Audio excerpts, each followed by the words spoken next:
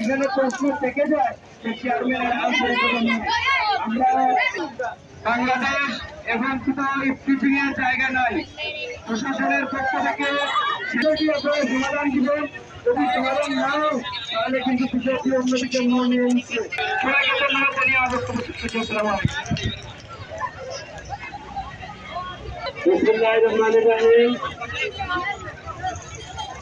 সম্প্রতি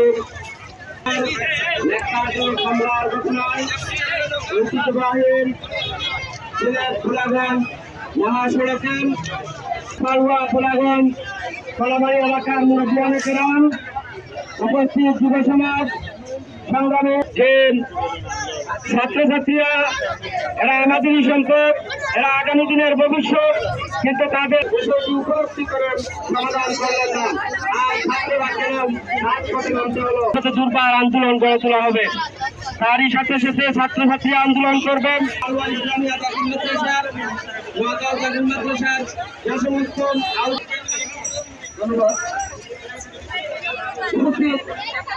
আপনাদের কথাবার্তা এবং আমরা যারা বক্তব্য দিয়েছি তাদের কাছে শুনেছেন।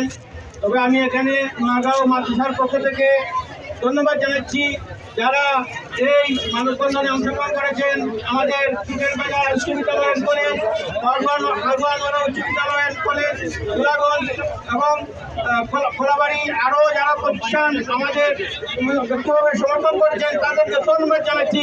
যাতে আগামীতে এরকম পরিস্থিতি যাতে সৃষ্টি আর না হয় সে প্রতিবাদ আপনারা আমাদের সাথে ঘোষণা করেছেন।